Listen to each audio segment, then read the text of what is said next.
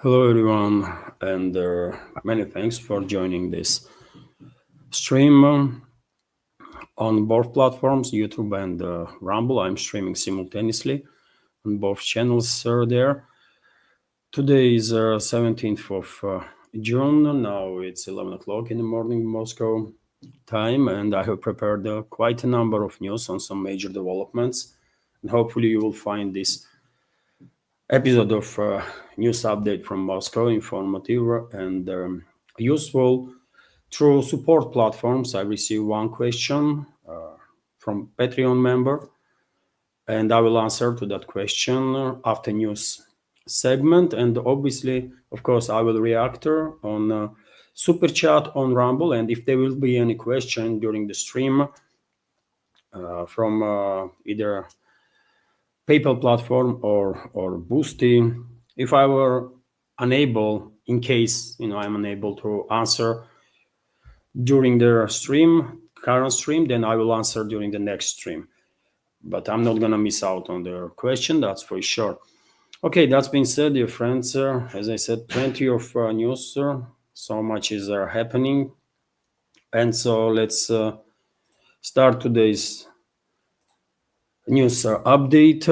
And even though I guess the world's attention is now mainly focused on developments in the Middle East, and I have many news about this topic. I'm going to start with the Ukrainian crisis first. And so since the yesterday evening, Russian air defense systems on duty intercepted 198 Ukrainian drones that were launched with assistance of NATO to strike deep into Russian territory. Enemy drones were intercepted over their Belgorod, Kursk, Bryansk, Voronezh, Tver, Lipetsk, Oryol, Tambov, Tula regions, also over the Moscow regions. Quite a large-scale attempt of Kiev regime and NATO to strike deep into Russian territory. At this moment, there are no reports about casualties on the ground or more or less significant damage. At least I did not see news on that. Or if any update, of course, I will share additional information during the day on my Telegram and Twitter X page in next update. But same time, Russian armed forces also conducted large-scale missile and drone strikes on military and logistical infrastructure of the Kiev regime. And I share information about it this morning, of course, on my Telegram channel, Twitter X page. Let me show you some images of aftermath of Russian long-range strikes. One of the main directions was Kiev. And for example, this is one of the images that is circulating on internet of the aftermath of Russian strikes in Kiev. According to reports, Giuliani airfield was one of the directions of Russian strikes where Kiev regime and its NATO backers were storing Patriot air defense systems and some other air defense systems, additional military equipment. And reports are that as a result of these strikes, Russian armed forces actually destroyed Patriot battery, and this is a video of strikes.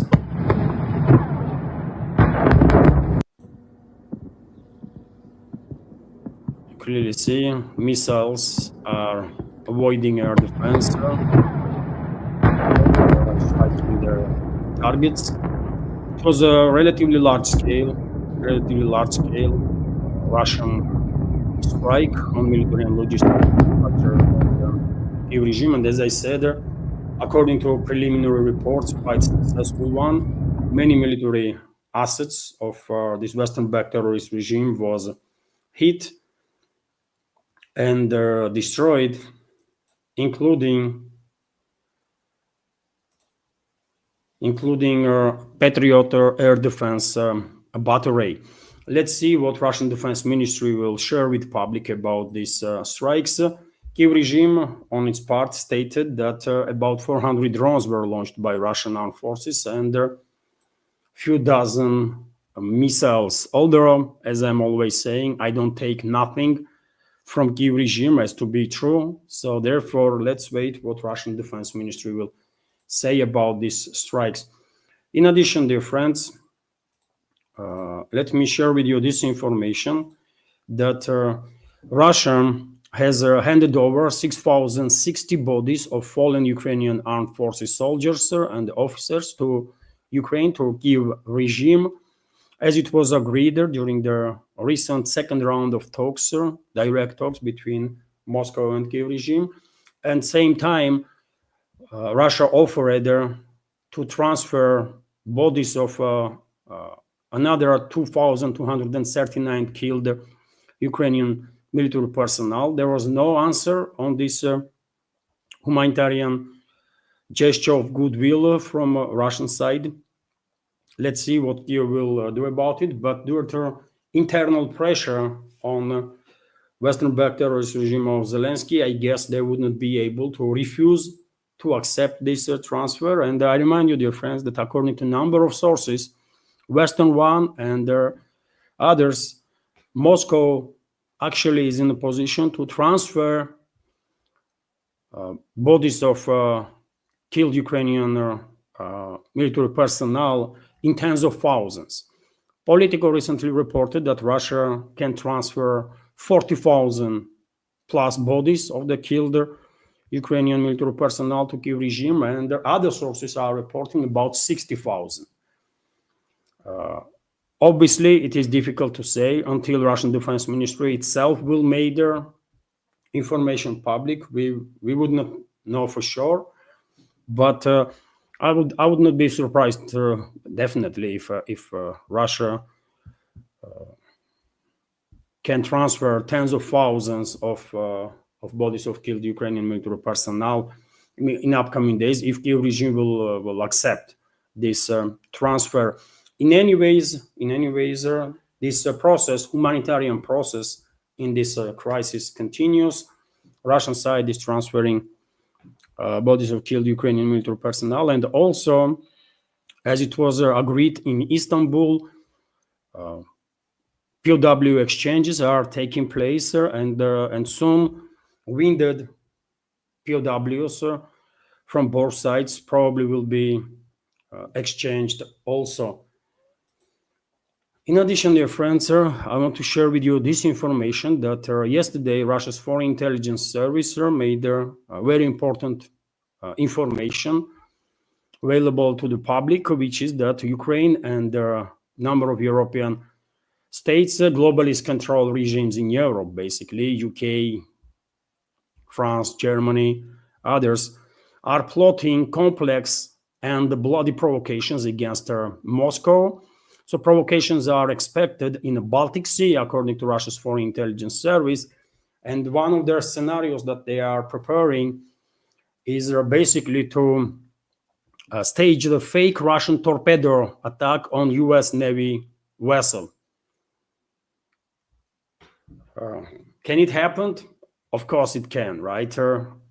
Reports are coming in, including from Western media outlets, that US basically exhausted its capabilities to stay in forward positions when it comes to this proxy war against Russia, and distancing itself now, giving European regimes opportunity to lead this proxy war, while US will focus on other areas. And we clearly see areas towards which US is going to be more focused, and to keep US in this proxy war as much as possible. Globalists and globalist control regimes will, of course,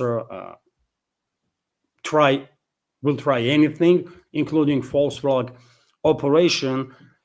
And among possible scenarios that they are considering, this one, attack on a US vessel with Soviet era, let's say, torpedoes that still can be on our military inventory of the Russian Navy, definitely can be considered.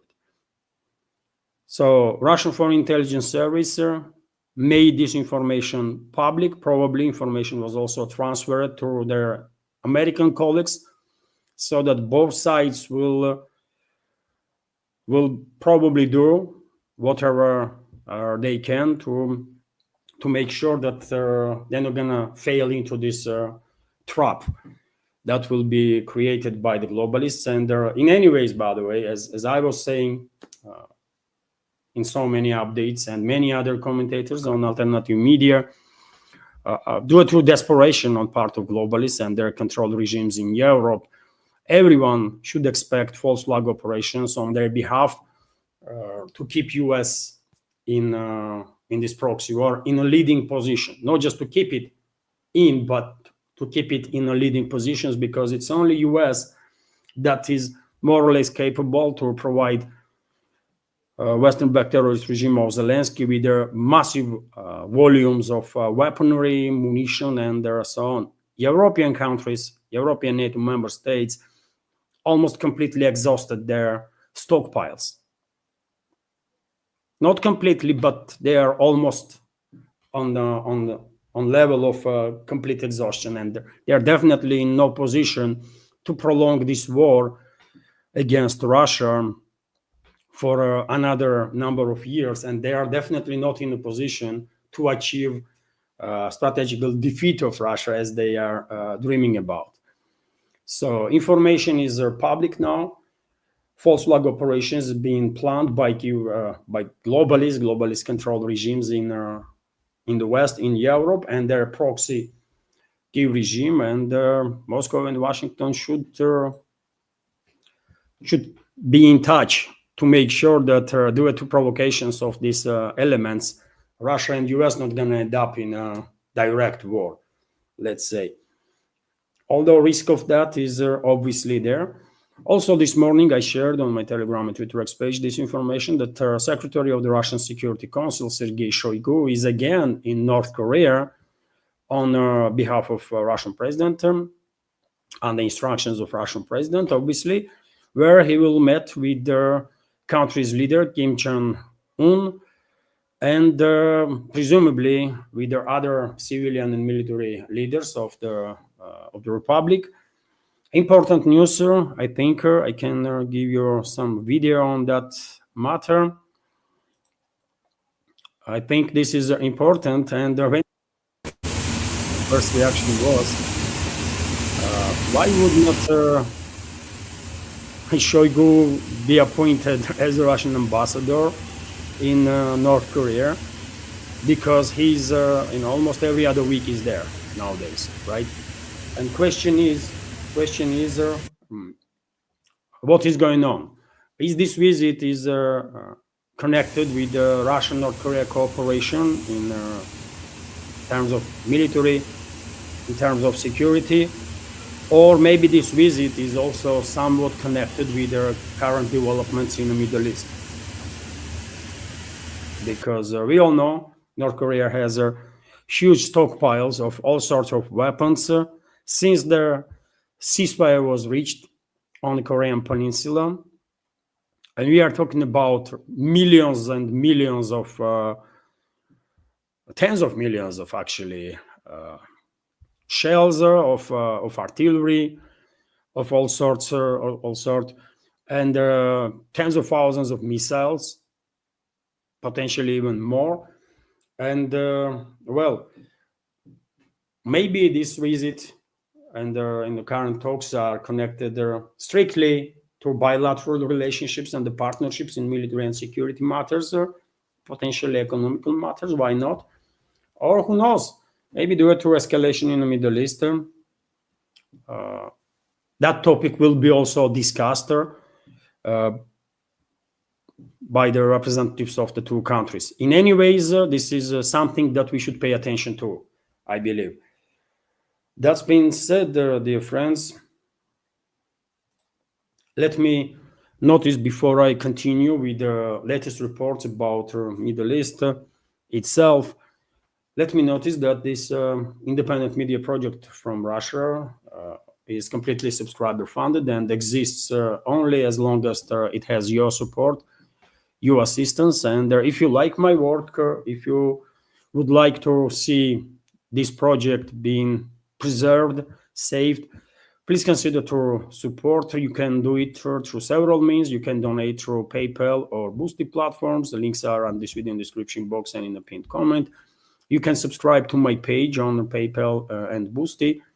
On Patreon, by the way, on Patreon and Boosty, where I have quite a lot of extra content. Yesterday, I published, for example, second news update on Patreon, a walk and talk type of video from central Moscow, from quite a nice area, by the way. And I saw this morning some commentaries under the video, and community liked update itself and also scenery.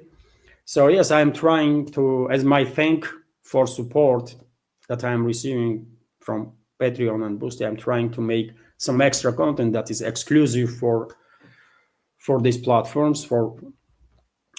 Yes, you can support also with the crypto. You can use for support Rumble platform, by the way, because during the live stream you can donate, you can use super chat feature, you can become premium subscriber and so on.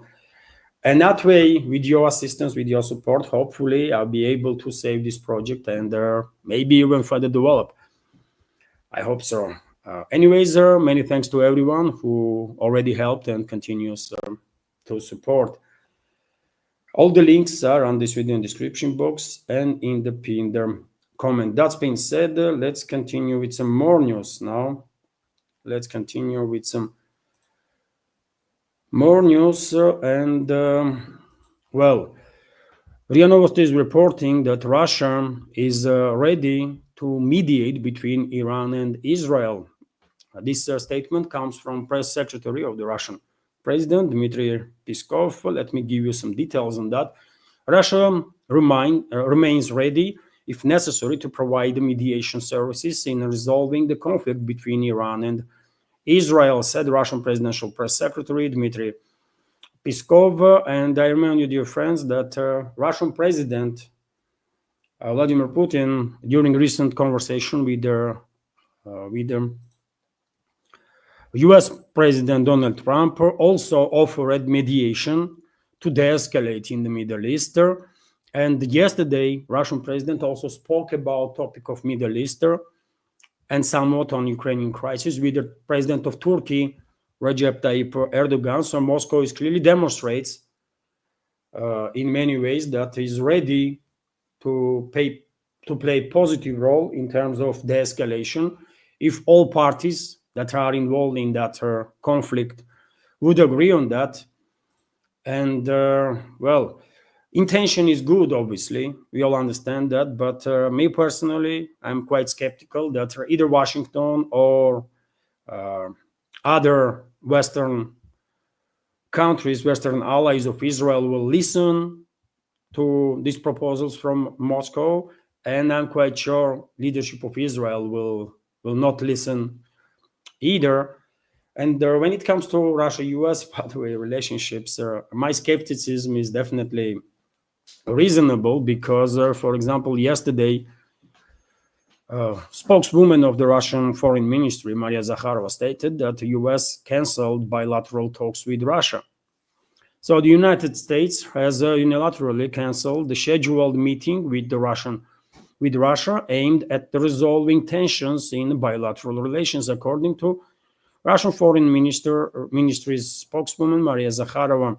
She noted that their talks, which were intended to address key irritants, including the functioning of diplomatic missions, were scrapped at the Washington's initiative. Zakharova added that Moscow still hopes that this pause taken by the US in consultations on their embassy operations won't drag on indefinitely, implying that further delay would only worsen the already strained relations. Quite understandable statement from Russian side, but yet again, at this point, I guess we have enough information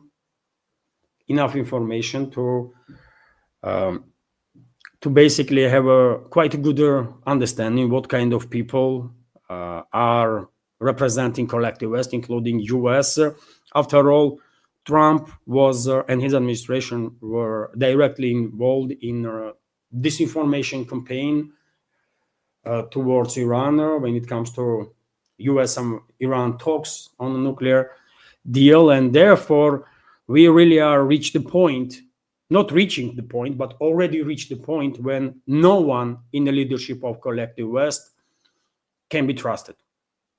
Literally no one in the leadership of collective West can be trusted, because no matter what they are saying, most likely they are lying, and they prove it so many times that at this point, I think it's even good if Moscow will waste no time talking to these genocidal maniacs, basically criminals of all sorts, and scum of humanity that is in charge of collective West. And Israel also, by the way, which is obviously part of collective West. And when it comes to Israeli genocidal maniacs, well, they don't want peace, because so-called Prime Minister of Israel, Benjamin Netanyahu, stated that Iran will use ceasefire to produce nuclear weapons. First of all, Iran is like 20 plus years now in a position to build their atomic bomb, but it did not, right? But most importantly, unfortunately, elites in the Israel, elites in the collective West are such degenerates in every way possible that yet again they are not even trying to hide their genocidal essence, their genocidal intents. They are not even hiding no more that they are criminals, by the way. And the very same Netanyahu that is saying that, well, he is against peace because Iran will build nuclear weapons. Iran could build their atomic bombs for the last 20 years. They did not. But unfortunately, yet again, in the Western world, this genocidal maniac is still almost every day, by the way. Not almost, literally every day on our TV screens and preaching Americans and Europeans, by the way. I mean, this is so sickening, right? What is happening, by the way. But, that's the current state of the Western world.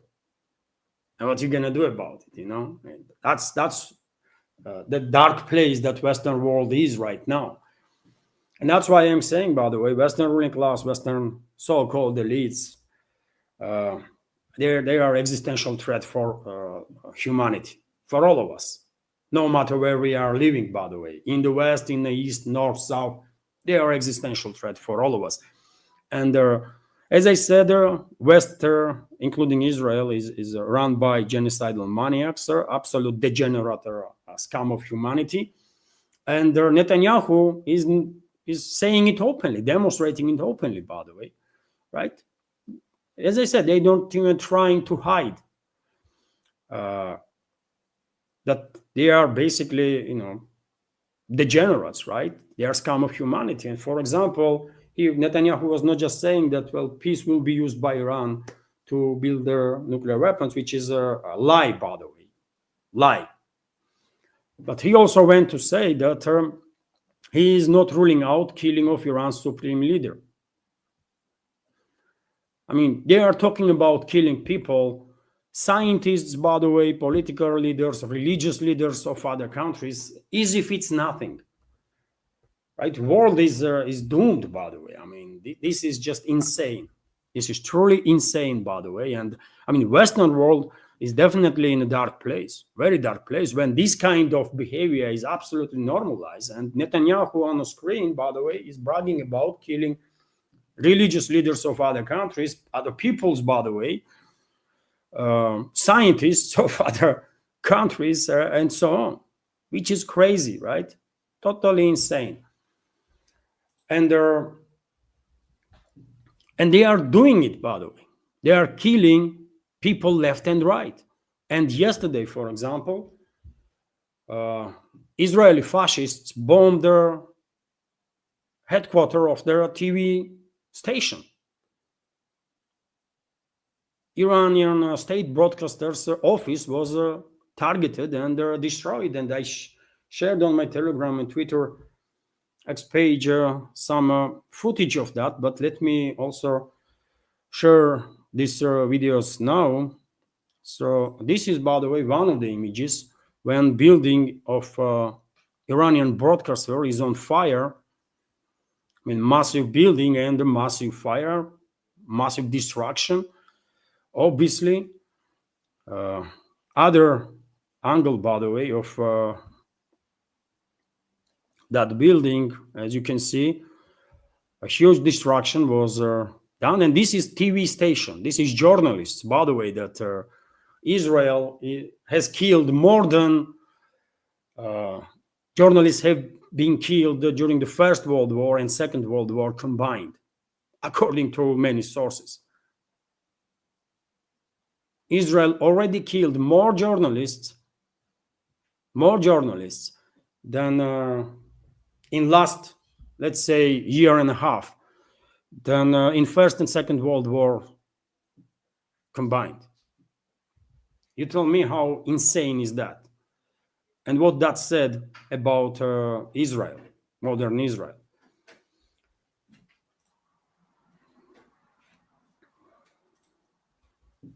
And according to reports, dear friends, even though people try to evacuate from this building, unfortunately, there are casualties. At least one person was killed and several people were wounded. And also, I think it's worth noticing that if Israel was trying to basically silence Iranian journalists, they failed, because literally minutes after the strike, very same broadcaster was on air. With this strike, all they did, Israeli fascists, is just demonstrated for the rest of the world once again that they are fascists. They are mass murderers, genocidal maniacs, and fascists, by the way. It is what it is, right? This is factual. And I hope alternative media will wake up and call it as it is, and will call out Israelis as being fascists. Majority of Israelis, by the way, majority, according to social studies, were in support of all the crimes that Netanyahu's regime committed against the Palestinians. Majority of Israelis were in support of starving Palestinians to the death, in support of holding any humanitarian aid to people there. Is that enough argument to have opinion that these psychos are clearly fascists? Majority of Israelis, of course. In my personal opinion, they are fascists, and Israel, by the way, has to be demilitarized and denazified. Israelis have to go denazification process to realize, to come to their senses, come to human senses, and realize atrocities they committed. And to realize and to feel, by the way, pain that they bring to hundreds of thousands of people. Israel is an existential threat for stability in the Middle East, period, right? And has to be demilitarized and denazified. That's it. And there are also images, by the way, of the buildings of the building of the broadcaster, Iranian broadcaster, that was targeted by Israeli fascists. I mean, that's how building was looking before strike, and well, this is after strike. Unbelievable. And meanwhile, by the way, situation in the Middle East is about to get further tenser, is about to further escalate, because, as I said many times before, while predicting regional war in the Middle East, on the first stage, Israel may begin this war, but shortly after, US, UK, other NATO member states will join this war, and that's exactly what is happening. We have this report that US moves their additional capabilities to Middle East. This was stated by Pat Hexed, head of Pentagon, and he says that this will enhance defense posture, aiming Israeli-Iran war. Yes, of course, everything they do is defense, by the way. They are attacking other countries, they are attacking other people, and they're always coming up with this sickening explanation that it's a self-defense. They are defending themselves, and that's why they have to kill everybody. Sickening psychopaths, man. That's what they are, right? And the US is deploying, by the way, aircraft carriers towards Middle East. Reports are coming in, and I mentioned this yesterday during their update, that aerial tankers were also deployed, I guess, to basically participate in attacks on Iran when US, UK, and other NATO member states will get involved directly, openly, let's say. And unfortunately, that's exactly what is going to happen. Also, reports are coming in that US, UK are deploying additional aerial assets, fighter jets, bombers, and so on, towards their bases in the Middle East to further increase their striking capabilities. So it's only a matter of, as I said yesterday, day before, and so on. It's only a matter of time, by the way, when NATO countries will get directly involved and begin striking Iran. They're not going to achieve much. They're not going to defeat Iran. I mean, take a look at the Yemen, by the way, Yemeni Ansar Allah movement, or Houthi rebels, as they are also known worldwide. Saudi Arabia and UAE were bombing them almost a decade. They did not manage to defeat them, even while they had even ground forces in the place, but still failed to defeat them. US and UK get involved in these strikes, and they fail to defeat them too, right? So if they are unable to defeat Ansar Allah movement, how are they gonna defeat Iran? And this is not happening, right? Definitely not without ground forces. And if they will send ground forces, they're gonna be obliterated. But point is, dear friends, that in my personal opinion, globalists and neocons see this crisis and prepare this crisis, and they are provoking now this regional war, not because they care about Israel, but they don't give a damn about Israel, right? But because they want to strike China. They want to strike China. I explained several times, but we have new members in the community, right, that did not hear about this, or at least my reading of the big picture. And I was saying for many, many months, by the way, right, many years actually, while doing some analytics in regards to developments, geopolitical developments, I was saying that globalists and their allies, neocons and so on, will provoke regional war in the Middle East to shut down navigation in the Persian Gulf and through Hormuz Strait, to cut off China, main importer of energy from this region, and to hit Chinese economy big time, massively, right? That's their goal, and this is just a part of their game plan, I believe. They want to do this because in that case, China will have no option but to further increase its dependence on energy supplies from Central Asian republics, Kazakhstan, Turkmenistan. Mainly, Kazakhstan is rich with oil, Turkmenistan is rich with the gas, but most importantly, globalists want by doing what they are doing now to provoke China, to force China basically to further increase its dependence on Russian energy towards the critical level, right?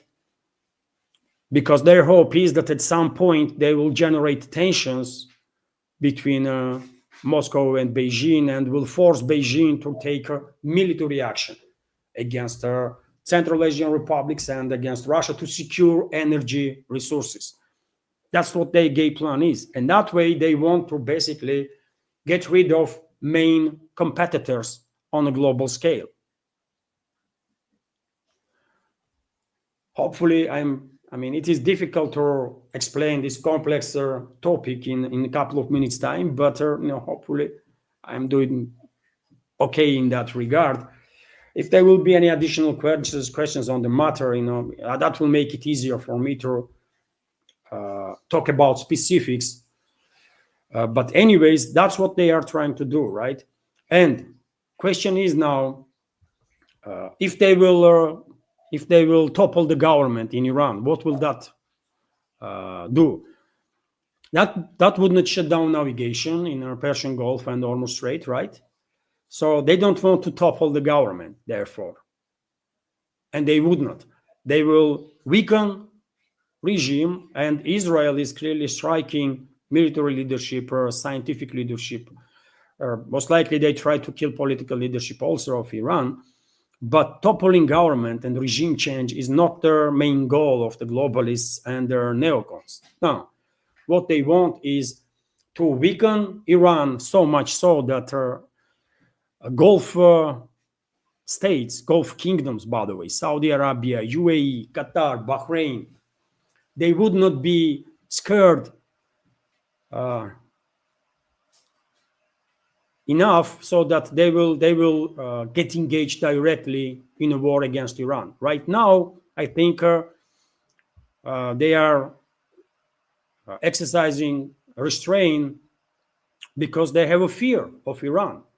And rightfully so. Iran is much stronger, militarily speaking, than all these countries combined. But what Israel and what US, UK, and other NATO member states gonna do, and are doing currently, right now, and they're gonna do in upcoming days and weeks, is to weaken Iran so much so that leadership of Saudi Arabia, United Arab Emirates, Kuwait, Qatar, Bahrain will be persuaded to basically start a war against Iran, to get engaged directly. Maybe even Turkey, by the way. Right? And what will that create is a war in the Middle East on ethnical and sectarian lines. War that will last for a very long time, right?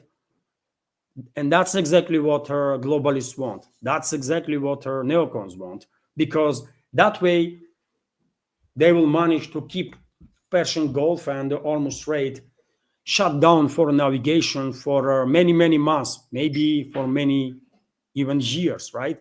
So the Chinese economy will feel full heat of this strike.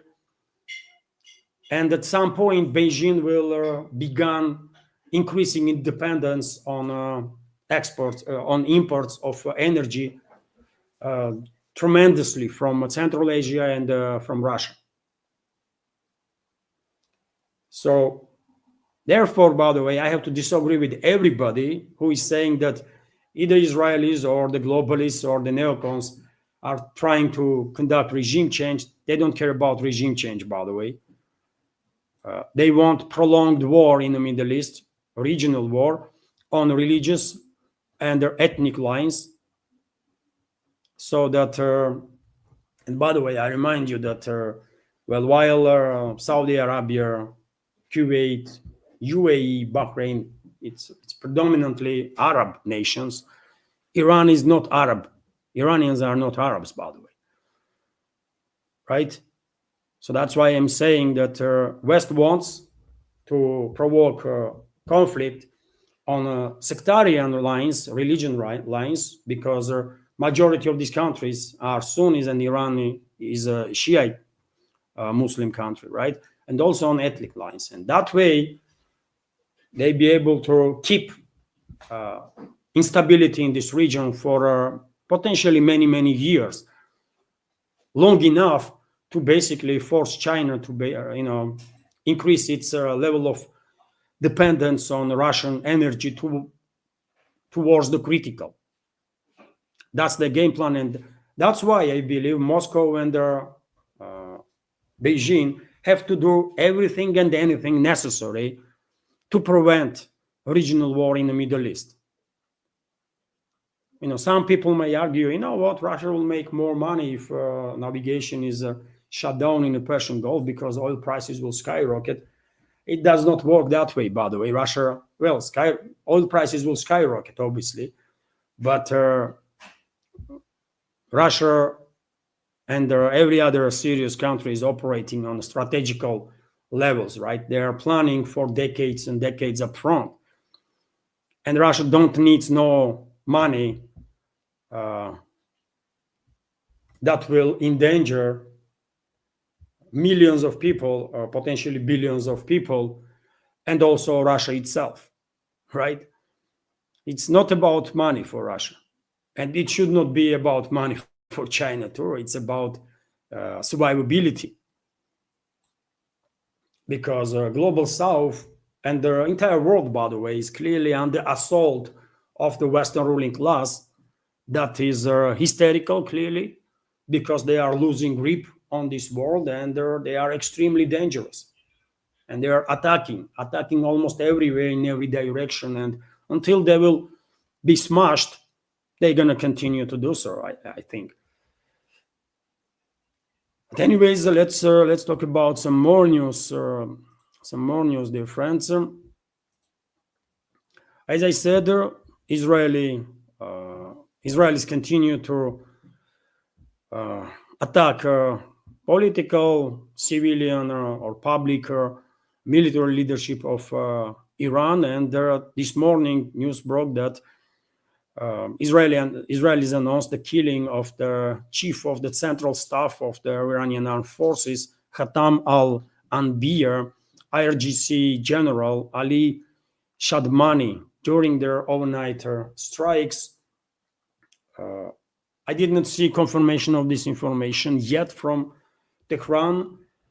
Maybe information is correct, maybe not. But yet again, as I already explained, by the way, these airstrikes not gonna do much for either Israel or the globalists.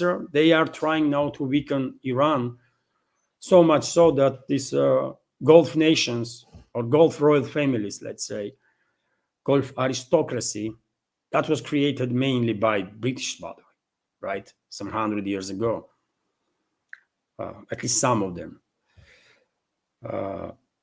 Well, these royal families there will not be that cautious and will get engaged in a war with Iran, right? So they're gonna, Israel and Americans, by the way, and Brits, when they will get openly involved in this conflict. And maybe it's only hours left, by the way, because before US and UK will start bombing Iran too, right? Until that, they will continue to attack leadership, to weaken, but not to topple. They don't want regime to collapse, because if regime will collapse, they will actually struggle to provoke a regional war, right? And to shut down navigation in the Persian Gulf. So they have to, Israelis and their assets or allies in the West, they have to keep some balance. They want to weaken Iran, but not so much that regime will actually collapse, right? So that they will be able to provoke long-lasting conflict on religion and on religious and ethnical lines in a region. And to be able to do so, Iran still has to have some power, right? Hopefully I'm explaining well enough. After all, English is not my first language, by the way, and quite often, I'm finding myself in a situation when there is so much to say and better and explain better way, but my language is just not good enough for that. Anyways, RIA Novosti is reporting. Let's continue with some more news. And RIA Novosti is reporting that, Donald Trump, by the way, left a G7 summit that was and still is taking place in Canada. It's supposed to end today.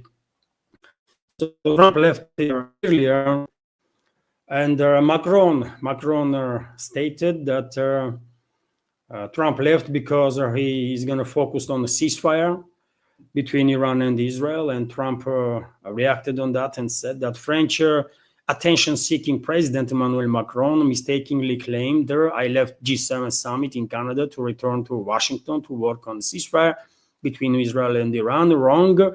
He has no idea why I'm heading to Washington, but it's definitely not about the ceasefire. It's much more serious. He wrote on his True Social, and we'll understand why he left, isn't it? Because, as I said, it's potentially just hours away when U.S. militaries will open fire on Iran and will get openly involved in this conflict. Trump definitely did not left because he wants to achieve some ceasefire or de-escalation in the Middle East. It's exactly the opposite, actually. He left because he's gonna sign up papers that he will be given to authorize further escalation, direct involvement of U.S. and subsequently, other NATO member states into this war against Iran, to eventually provoke regional war between regional countries on a sectarian and ethnic lines. RT is also reporting that Trump began to acting as a sort of a press spokesman of the IDF and warned everyone in Tehran to flee. So the US President Donald Trump has issued a cryptic warning on Truth Social, urging everyone to leave Tehran as soon as possible without confirming whether Washington will intervene in the ongoing tit-for-tat hostilities between Israel and Iran. So yet again, this is not the way that presidents, serious people should act on any position, and definitely not the way to act when you being called president of any country, including nuclear superpower. But that's a tradition in US. I mean, neocons, Zionists, and whoever is in charge there, really, and whoever is pulling the strings behind the scenes, traditionally they are putting some clowns on the position of president or on the position of public figures, and Trump is no exception, right? He just cannot help himself but to be clownish because he is one, right? Absolutely despicable individual, by the way, scum of humanity, as everyone else in elites of the West, literally everyone else, no exceptions, right? Decent human beings cannot be part of such a system, period, by the way. People that are not compromising on morale and principles cannot be part of that system that is created in the West. And if you see anyone there on any position, that means those people have compromised on moral and principle stance. It's just factual. That's how it is. Vzгляд newspaper is also reporting that, as I already mentioned, Trump left G7 earlier to basically signing up all the papers to authorize U.S. Open involvement in the war against Iran. But G7 itself, this loosely relevant club of loosely relevant economies in this world, maybe with the exception of U.S., which is still, big economy, but rest, by the way, is freaking joke, right? But anyways, G7 come out with a statement in regards to Middle East, and you think what they stated in the joint statement? They supported Israel, by the way. Israel initiated war against Iran. Israel is committing war crimes, killing civilians, journalists, scientists, and so on. And you think what G7 said? They are supporting Israel, by the way. Formally, they are calling for the escalation, but same time saying that, well, Israel has right to defend itself. Really? Really? And that's why Israel is killing hundreds of thousands of civilians left and right. They're defending themselves, right? They can kill like hundreds of millions, and these morons, by the way, that are representing collective West will say, well, Israel has right to defend itself. We're so sorry that these hundreds of millions died. Absolute degenerates, by the way. Absolute degenerates and scum of humanity, man. You cannot comment seriously on these morons, right? It's we are living in terrifying times, by the way, right? Because people like that are actually on the positions decision making. Maybe they are puppets of globalists, neocons, and so on, but still, at least formally, they are on the positions. They've been called presidents, prime ministers, and so on, right? They are in a position of decision making. This freaking scum of humanity. And meanwhile, by the way, Israel continues to strike nuclear facilities in Iran also. And this morning reports were coming in that Iran shut down Israeli drone over the Natanz nuclear site. And right now on your screen, you are seeing exactly the pictures of the damage that was done to Natanz nuclear facility. And you know what IAEA said? Unfortunately, there is very little information about radiation in places that were attacked, in nuclear sites that were attacked by Israel. And IAEA yesterday, I believe first time, stated head of IAEA, Rafael Grossi, that radiological and chemical contamination was found after Israeli strike at Natanz nuclear site in Iran. Although he went to say after that uranium isotopes may be already dispersed inside their facilities, and that's it. Not on outside, by the way, but inside the facilities.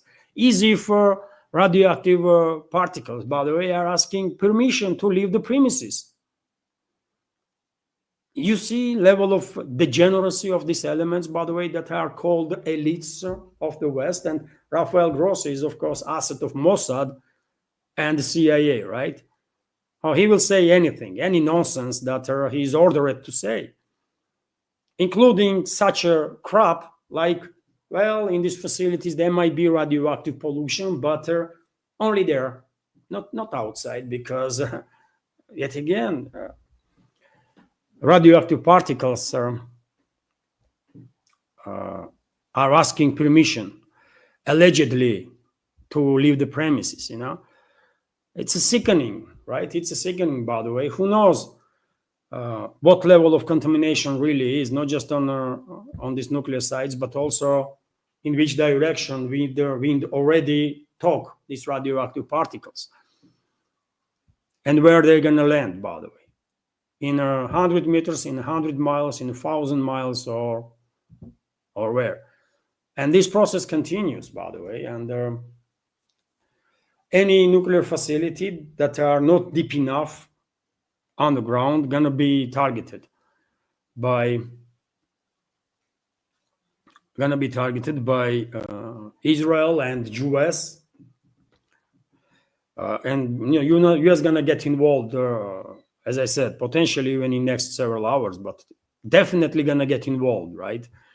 But there are nuclear facilities in Iran that are some 700-800 meters deep underground. And only way you can damage or destroy facilities under such depth is if you are deploying nukes. No country in this world, by the way, and not even a nation can take that deep, by the way. Like 800 meters, that's a lot, right? That's a lot. So maybe nukes will do damage, but nothing else, right? And therefore, I'm afraid, in order to provoke, in order to basically force leadership of Gulf states, Saudi Arabia, Kuwait, Bahrain, UAE, to get involved directly in a war with Iran, because, as I said, West wants to provoke war, long-lasting war in the region, to shut down navigation in the Persian Gulf and through Hormuz Strait for potentially years, right? That's their plan. I already explained that. And to achieve this, they have to somehow persuade leadership of these Gulf states to get involved, right? Directly. And that will be beginning of this sectarian and war on ethnic lines. But only way I think Doha or Riyadh or other capitals there will agree is if they will have guarantees that Iran not gonna have any nuclear capabilities whatsoever to retaliate. And that's why I think it is a possibility. It is a possibility that either Israel or the US, by the way, after trying everything to destroy these deep underground nuclear facilities of Iran, and after failing, they might deploy nukes to do it. I think that is a realistic risk. And I mean, we are talking about psychopaths, genocidal maniacs that are in charge of Israel and US, right? And there are other NATO countries. And therefore, they might actually use nukes also against civilian, purely civilian areas, by the way. Nuclear sites are also civilian, first of all, but they might actually use nukes against cities. Not some isolated places, but against cities. And after all, I remind you that defense minister of Israel Katz, or whatever his freaking name is, openly threatened residents of Tehran and city itself that they will burn. And Trump, while acting as a press spokesman of the IDF, is also issuing somewhat similar threats that everyone should leave Tehran. Why? They are planning to nuke that city. These maniacs, really, this scum of humanity. Unbelievable stuff, man. Meanwhile, yesterday afternoon, I saw this report that fourth Israeli F35 allegedly was shut down by Iran. I don't know if this is true information or no, dear friends. Obviously, fog of war is in such a scale that really difficult to say what is going on in terms of these tit-for-tat strikes and in terms of military operations. But I would not be surprised at all. I said many times before that F-35 is extremely expensive flying garbage, right? It's not any better than F-16, by the way, or F-15, or any other plane that Israel has. It's in inventory. It's really not. And all this BS about F-35 being stealth, I mean, really take a look at the engine of this plane, by the way. If you think a plane with such an engine, such a nozzle can be stealth, then I don't know, man. You know, this plane will be seen tens of miles away, by the way, by infrared seekers, right? And there already developed many radar systems, by the way, long-wave radar systems that can detect the so-called stealth planes like it's nothing, right? Only question is if Iran has not just capability to detect and track, but also if Iran has firing solution in a place.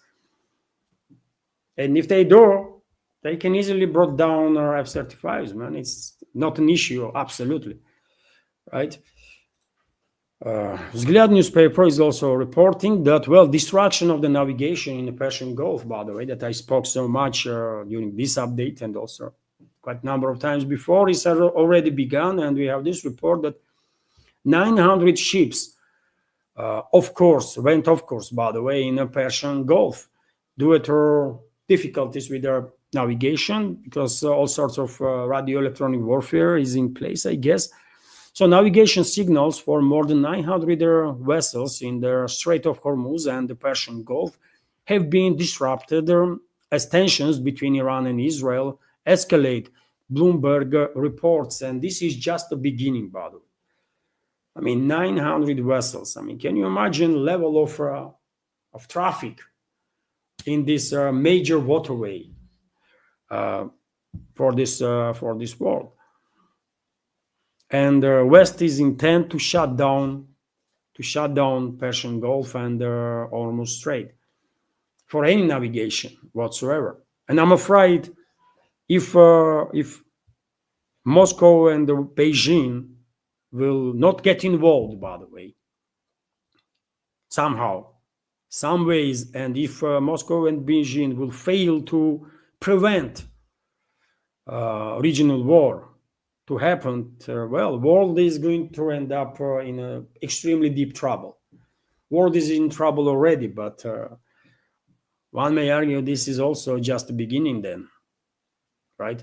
Moscow, Beijing, other capitals in this world that are on the right side of history should do whatever it takes and whatever they can not to allow collective Western globalist neocons to provoke a regional war in the Middle East. And I hope Moscow is talking to Iran, talking to Saudi Arabia, UAE, Bahrain, Jordan, rest, to make sure that they're not gonna strike each other directly. They're not gonna get involved in this war.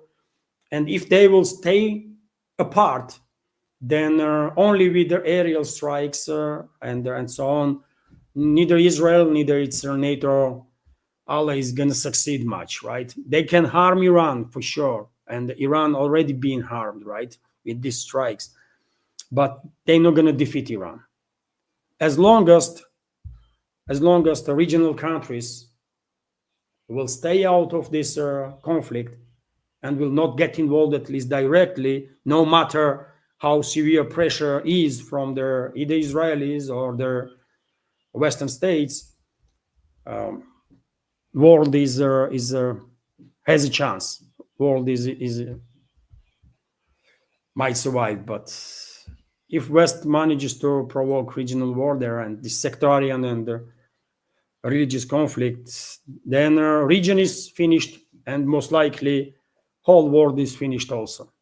It will be just a matter of time until a full-out nuclear disaster gonna take place. But meanwhile, Israel is striking Iran, as I said, and Iran is retaliating. And I shared this morning this video, for example, of aftermath. This is aftermath of Iranian strike this morning. This is at Tel Aviv, I believe. And also this video is circulating on internet, according to which Iranian missiles struck one of the buildings of the Mossad, Israeli terrorist organization Mossad.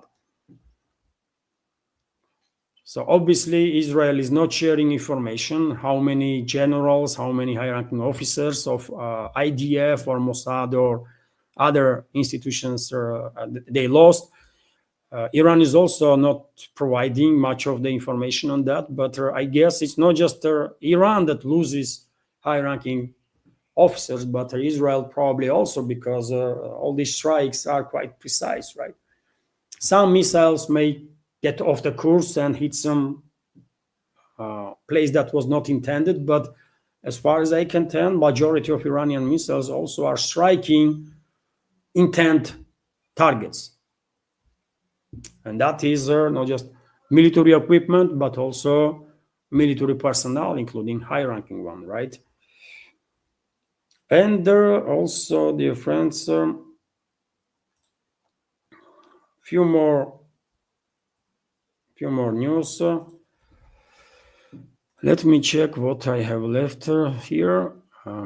Well, that's it, actually. This is it for news segment of the news, this update, today's live stream. Hopefully you find this news segment informative and useful. And now, as I said in the beginning, dear friends, I will react on a question that I receive from a member of our community on Patreon. So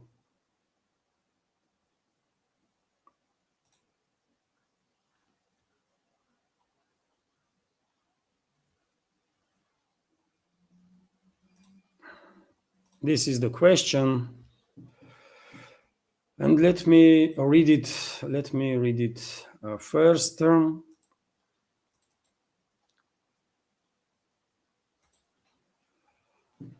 Dimog is asking. Dimog is asking Hi, Levan.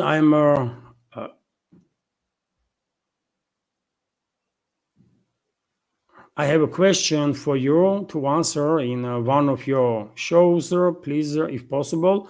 What do you know about Blaise Machiavelli, who has just been promoted to head of British spy network? Keir Starmer has appointed the first ever female MI6 chief, Blaise Machiavelli. And yes, this is true. This is true, by the way. Wiki says she is of Georgian heritage. Her father is that Machiavelli is Georgian descent. Her surname is an alternative spelling of the Georgian family name Machiavelli. Her father was Constantine Machiavelli, who was a radiologist. Well, dear friend, I never heard about this person before. Only once she was appointed, and I see news about it, and I paid attention to the fact that she has Georgian surname, right? Similar one, and so. Well, what can I tell you? This is news, by the way. RT reported about it, number of other Russian media outlets also. And she's first female who will lead her MI6. She was working in MI5, according to reports, before on director level. And do I know anything about her? No, I don't. She is a descendant of Georgian migrants that left Georgia in 1921. As you know, dear friends, when Bolsheviks conducted revolution in Russian Empire in the first half of 20th century, parts of Russian Empire gained independence, right? Finland became independent, for example, and the very same way Georgia also became independent, and this independence lasted only for 3 years, right? And when the Red Army went into Georgia, local elites, significant number, not all of them, but significant number of local elites, officials, and that kind of stuff. Whoever had the opportunity, they flee from Georgia. Some groups went towards France, and for example, previous Georgian president was Salome Zurabishvili was a descendant of those migrants that left for France. And she is, current or future head of MI6, Blaise Machiavelli, is a granddaughter of Georgian migrant, or granddaughter of Georgian migrant from that era, 1921, that went to UK. And for many of those migrants, this was, I'm not going to say very easy trip, but not as difficult, because at that point, together with these migrants, French army, I believe, was running away from Georgia. British army units were running from Georgia. They were there, by the way. German units, I believe, also. And if I'm not mistaken, even Italian formations were in Georgia at the time. So Western elites did try to capture South Caucasus region in that period when Russian Empire failed. Right, so they had a significant presence, not just in Georgia, but also in Azerbaijan, by the way. For example, because of the oil, right, that Azerbaijan is rich with. And therefore, a grandfather of Blaise Machiavelli, I guess, went to UK together with their British militaries, maybe on the same boat. Who knows? And that's all, by the way, I can tell. I am not biographer of this person, obviously, and all I can tell you is that Western secret services were quite often, and unfortunately in many cases quite effectively, were using migrants for former Soviet republics to infiltrate these republics And Georgia was not an exception. I already mentioned Salome Zurabishvili, previous president of Georgia. She was a French intelligence asset, right, and U.S. intelligence asset. And practically everyone knew that, and still knows, right? And she did try to harm Georgia big time. She was acting on behalf of her masters, right, in French and U.S. intelligence. She was not acting based on interests of Georgian people. I remind you, dear friends, that she went hysterical when current government of Georgia and Russian leadership achieve agreement to open, for example, direct flights between the countries, which will make life easier for ordinary people. And Salome Zurabishvili went hysterical about this. She didn't like it. Absolutely, she didn't want people of two countries to get know each other better and to travel to each other's country, right? Why? Because that's not what Western elites want. They want Georgian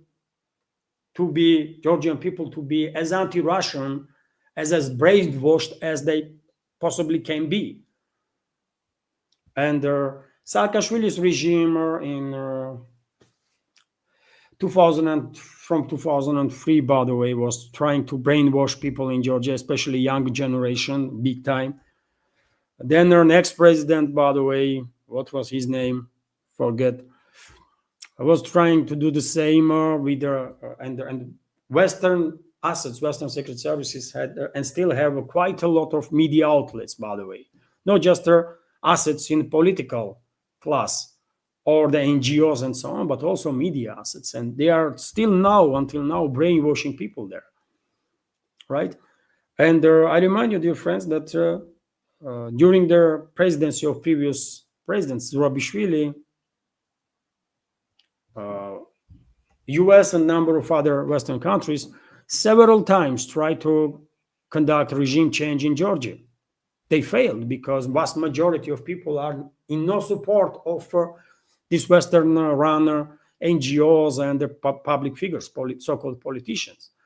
And they were unable to bring the majority of the public on their side. So they failed, right? And I'm afraid with the appointment of this person, Blazer Metrovelli, on a position of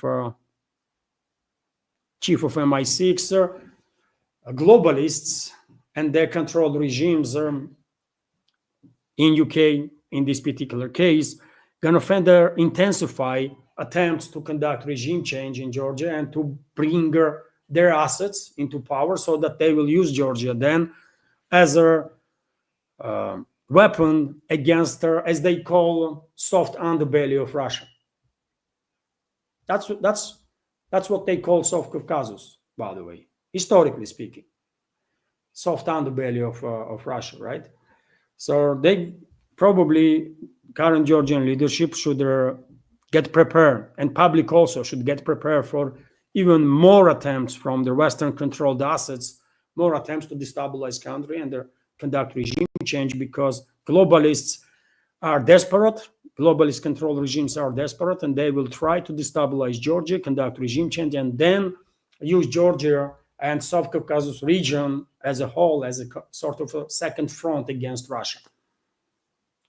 This is very much a strategy that globalists have and their assets. And that's about it. What can I say about right now about this person and what we should expect from her appointment and her leadership there in MI6. It's a dangerous stuff for Russia and dangerous stuff for Georgia, and for many other countries. But I'm talking about topics that I have more or less good understanding of. Right, my knowledge about this person is limited, but hopefully my answer nevertheless was quite informative enough. Okay, that's being said, dear friends, I believe there was no super chat. There was no super chat. And so I'm gonna end now this stream. Thank you all for participating, for your attention. Have a wonderful day, and take care. Bye for now.